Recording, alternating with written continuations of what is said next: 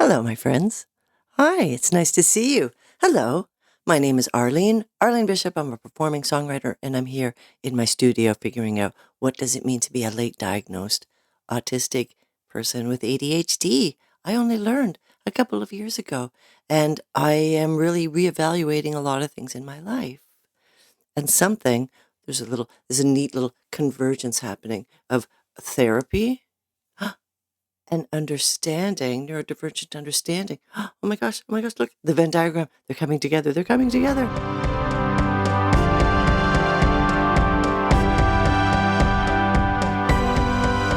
So I wanted to talk about a thing that I've been practicing forever in my life.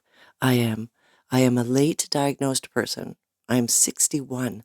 I learned out I learned that I'm neurodivergent when I was 58, which was a mind-blowing um, diagnosis for me. I mean, by the time I got tested and assessed and stuff, I was pretty sure that was what was going on. And then followed up a year later with an ADHD diagnosis. Yeah, makes a lot of sense. But until then, I'd been dealing with a lot of grief in my life because, as we do, grief happens as we move along in life, all kinds of things. Good things happen. Change is a constant in life. And so grief is a constant in life.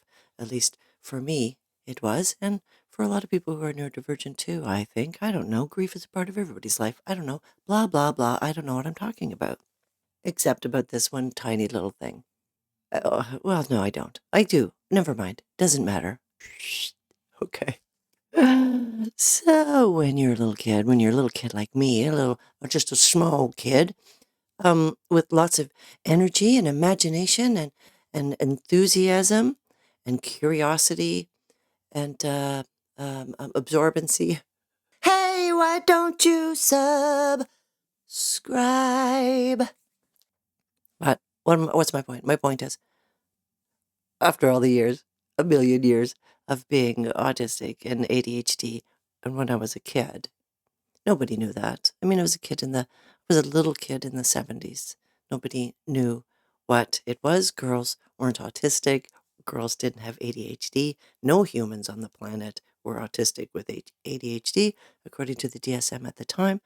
And so I was dealt with like a lot of children, Gen X kids. I was, corporal punishment was a standard. My parents were corrected with physical corrections when they were growing up, and so I was corrected with physical corrections when I was growing up, and so I stopped that chain. I broke that chain. We did not do that. We never did that. I did not do that to my child. Nope. Nor psychological manipulation either. Yes, I've been the perfect parent. Soon we'll find out in what ways I've damaged him, but before then, I never beat him. I never slapped him. I never scolded him. I never shamed him. Okay, never mind. I don't need to project all my stuff. It's okay. It's okay. It's okay. But that's a pretty good illustration because looking back at that little kid that I was in trouble unnecessarily a lot. I was shamed. I was. I was punished. I was humiliated publicly. I was sent to my room after getting a good spanking. That's how they grew up. That's how they thought they handled it. Hmm. But because I was a neurodivergent kid, and in their eyes, in society's eyes at the time, they didn't see a neurodivergent kid. They didn't see a person. They didn't see a girl who, I don't know, should be allowed to be interested in the things that they were interested in and not in trouble all the time. Instead, they tried to help me. But I wanted to tell you this story. This is a funny story. I'm not going to tell the second half of the story because that relates to corporal punishment. But the first half of this story is a delight. Picture this. 1973. So the house is very brown with yellow accents. And I wake up early. I have to pee. So I go into the bathroom. I close the door. And there on the counter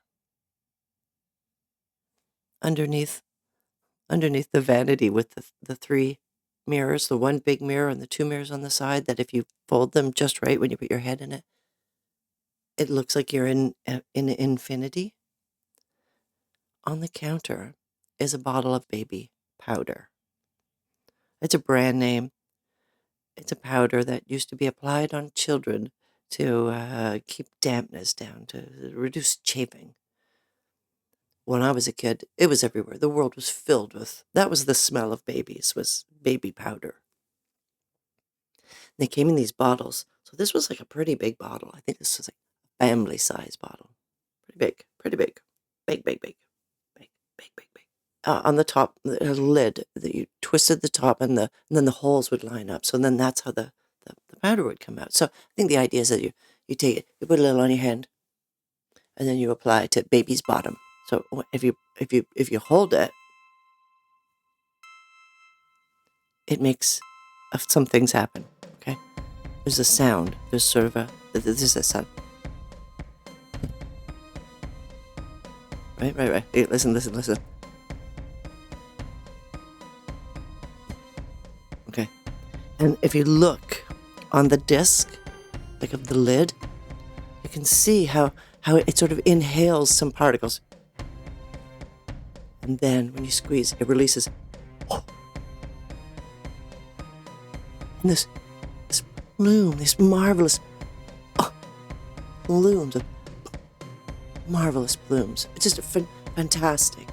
Whole universes unfolding, right? Sparkles, different depths of color, a sort of like a coolness descending, a little clarity, and then fantastic, amazing. I was in that zone.